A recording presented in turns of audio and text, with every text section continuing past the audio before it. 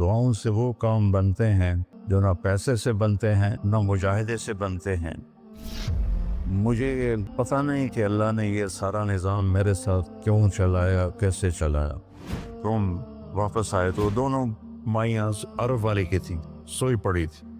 میں نے کہا اماں جی اٹھو، تھوڑا گھر ویکھ آیا، تم لے جانا۔ تم میں سے ایک دم اے بیٹا تینوں رب اپنے سونے دیا زیارتاں کرائی رکھے۔ میں نے بیگم سے کہا بیگم یہ دعا قبول ہو گئی۔ 90 سے لے کر آج تک بلا ناغہ میرے رب نے مجھے اپنے گھر بلایا۔ لہٰذا میں اس کے سامنے ایسے منہ کر کے کھڑا ہو گیا۔ وہ ایسے دعا مانگ رہا تھا، مانگتے اس نے جب اوپر نظر اٹھائی تو مجھے دیکھا تو اس نے ایسے بھی نہیں کیا، اتھے ہی ہاتھ چھڑے دوڑ کے میرے پاس آیا، کہنے لگا مولانا تمہیں پتہ میں کی دعا کر رہا ہوں؟ میں کہا میں کوئی نجومیہ جو انہوں پتہ لگے ہوئے۔ کہنے لگا میں یہ دعا کر رہا، یا اللہ مولی طارق جمیل کو اماں کی دعا لگی ہوئی ہے، وہ ضرور آیا ہوگا حج پر، وہ جہاں بھی ہے مجھے ملا دیا۔ کہ یہ میرے الفاظ ختم ہوئے تو تو سامنے کھڑا تھا۔ دعاؤں سے وہ کام بنتے ہیں جو نہ پیسے سے بنتے ہیں نہ مجاہدے سے بنتے ہیں۔ مجھے پتہ نہیں کہ اللہ نے یہ سارا نظام میرے ساتھ کیوں چلایا، کیسے چلایا۔ یہ ایک واقعہ کی طرف میرا ذہن جاتا تھا۔ سردی شدید تھی اور ریمنڈ سنسان ہو رہا تھا۔ باہر بازار میں 2 ہوٹل تھے، ایک چائے کی دکان تھی۔ تو میں برآمدے میں کھڑا تھا تو میرے استاد صاحب رحمۃ اللہ علیہ مولانا عبدالرحمن، انہوں نے کروٹ بدلی کیا۔ تو ان کے قریب دوسرے استاد لیٹے ہوئے تھے، مولوی احمد بٹلہ صاحب۔ کہنے کہ مولانا کیا ہوا؟ کہنے کہ سر میں بہت درد ہے۔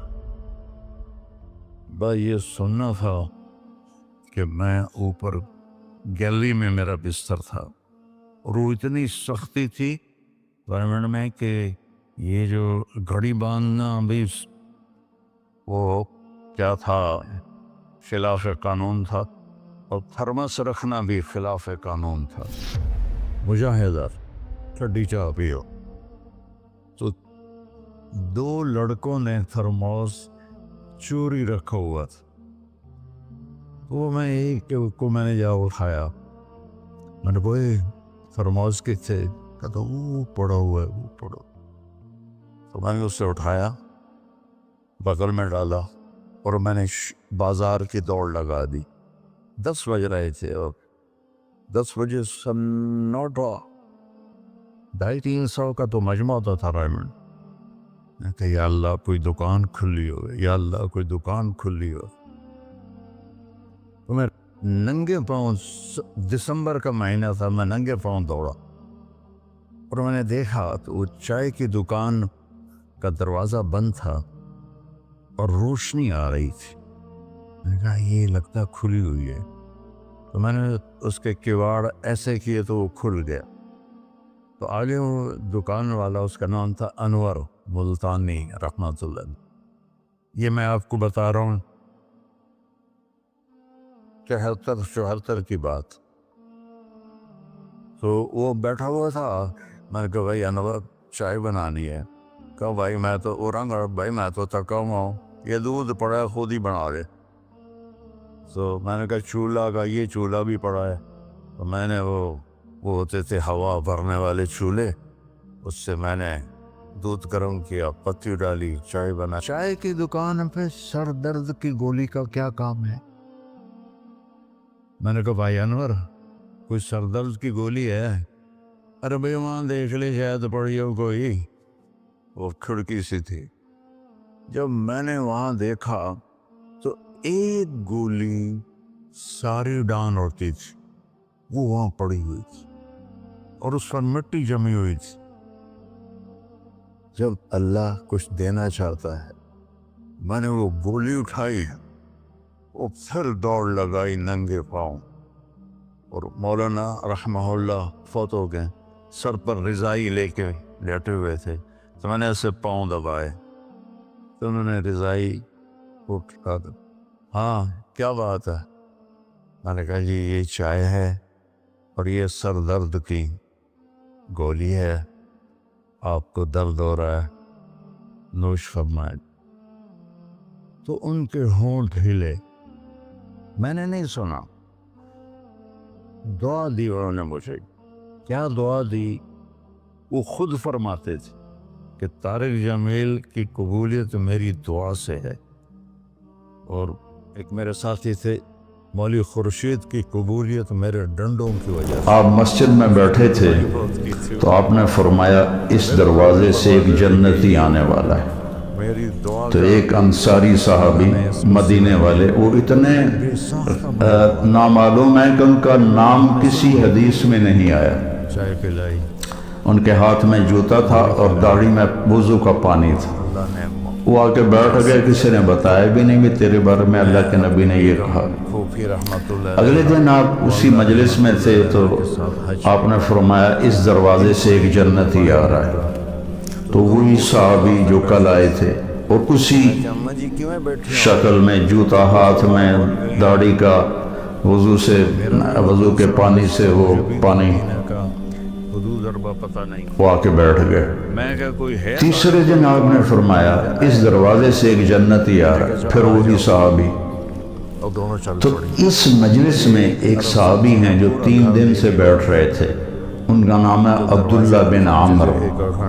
تو جتنے صحابہ میرے نبی کے تھے 1.5 لاکھ یا 2 لاکھ، کوئی کسی نے گنے تو ہے نہیں، اندازہ ہی ہے، ان تمام صحابہ میں یہ سب سے زیادہ عبادت کرنے والے تھے، جس کا ان سے زیادہ کوئی عبادت والا نہیں تھا۔ اور یہ ساری رات تہجد پڑھتے تھے، تو ہم دونوں گاڑی میں بیٹھے سارا دن روزہ رکھتے تھے، گھومتے اور 24 گھنٹے میں ایک قرآن ختم کرتے تھے۔ تلاش کر یہ کسی میں طاقت نہیں تھی۔ واپس آئے تو دونوں ان کے باپ نے شادی کی سوئی پڑی تھی۔ تو بیگم سے کہنے لگے میں 2 نفل پڑھ لوں، اور نماز کی نیت باندھی اور چل سو چل کئی گھنٹے گزر گئے تو اس کی بیگم نے کہا اس کو تو لگتا ہے میرا خیال ہی کوئی نہیں، اس نے بھی وضو کیا اور اس نے بھی پیچھے نماز کی نیت باندھ لی۔ تو جب صبح فجر کے بعد باپ نے پوچھا عمر بن عاص رضی اللہ عنہ، بیٹا رات کیسے گزری؟ کہا جی الحمدللہ نفلوں میں گزری، ہوتی رات ستیہ ناس ہو، میں نے تیری شادی اس لیے کی تھی کہ تیری رات نفلوں میں گزرے۔ جا کے اللہ کے نبی کو شکایت کی انہوں نے کہ اس کا یہ حال ہے، تو وہ اس لیول کی ان کی عبادت تھی۔ تو ان کو خیال آیا یہ مجھ سے زیادہ عبادت کرتا ہے، 24 گھنٹے تو سارے میں نے فل کیے ہوئے ہیں، تو اس کے 25 گھنٹے تو میں دیکھوں گا وہ کیا کرتا ہے۔ تو اگلے دن وہ ان کے پاس چلے گئے اور کہنے لگے چچا جان میرے ابا مجھ سے ناراض ہیں، تو میں 2-3 دن آپ کے پاس گزار لوں؟ ان کا بیٹا بالکل ضرور آ جاؤ۔ تو وہ اب عشاء کے بعد وہ جلدی سے انہوں نے چادر اوپر لی اور اس میں تھوڑا یوں سوراخ بنا کے نا ان کو دیکھنے لگے کہ اب یہ کیا کرشمہ کرتے ہیں، وہ ساری رات کا لمبا سجدہ کریں گے یا ساری رات کا رکوع کریں گے یا ساری رات روتے رہیں گے، کیا کریں گے؟ تو ایسے دیکھ رہے۔ وہ آئے اور سونے کی دعا ہے رات کی، اللہم بسمک اموت و احیا، انہوں نے دعا پڑھی اور تھوڑی دیر بعد ان کے خراٹے شروع ہو گئے۔ اب یہ انتظار کر رہے کہ ابھی اٹھیں گے ابھی اٹھیں گے ابھی اٹھیں گے، حتیٰ کہ فجر کی اذان۔ زبردست۔ اللہ اپنے فرائض پورے کرو، نماز میں ناغہ نہ ہو، کسی کے لیے دل میں نفرت نہ رکھو، آپس میں اگر صحیح چلنا ہے تو ایک دوسرے کی غیبت نہ کرو، برائی نہ کرو، تو پھر انشاءاللہ نسلوں تک اللہ ہمارا یہ کام چلے گا۔ میں روزانہ مانگتا ہوں کہ اللہ اس کو صدیوں پر لے جا، یہ نہیں کہ میں چلا جاؤں تو کام ختم ہو جائے، یا اللہ اس کو صدیوں پر لے جا، تیرے لیے کیا مشکل۔ تو میں آپ سب کا شکر گزار ہوں اور یہ جو انہوں نے اتنا خوبصورت انتظام کیا ہے، اس پر بھی انتظام والوں کا بڑا شکر گزار ہوں۔ پتہ ہے اس بستی کا نام کیا تھا پرانا؟ ڈل لالا۔ ڈل کہتے ہیں اس کنویں کو جس میں پانی نہ ہو، اس کو ڈل کہتے ہیں۔ تو یہاں پہلے آبادی نہیں تھی۔ 1945 میں ہمارا گاؤں ہے وہ ادھر حسین پراڑی والا، وہ 300-400 سال پرانا گاؤں ہے۔ تو جیسے برادریوں میں ہو جاتی ہے خبر، تو وہ کچھ ہوا ہوگا ہماری تو پیدائش سے پہلے۔ تو میرے تایا رحمۃ اللہ علیہ میاں حق نواز، انہوں نے آ کر یہاں گھر بنایا۔ اس وقت اس نے 50,000 روپیہ خرچ کیا تھا۔ تو 1948 میں پھر ان کے چھوٹے بھائی تھے میرے والد، انہوں نے آ کے گھر بنا لیا۔ تو اس گاؤں کی ابتدا ہوئی اور بسم اللہ ہوئی۔ تو اللہ تعالیٰ اسے آباد رکھے، اس چھوٹے سے گاؤں سے اس میں یہ رونقیں لگی رہیں۔ آپ کے تعاون کا، ان مستورات کا، ان بچیوں کا، آپ کا سب کا انتہائی شکر گزار ہوں۔ آپ اپنے اس کو جاری رکھیں۔ میں اجازت چاہتا ہوں کیونکہ مجھے فیصل آباد نکلنا ہے۔ اللہ بہت برکت دے، آپ سب کو قبول فرمائے۔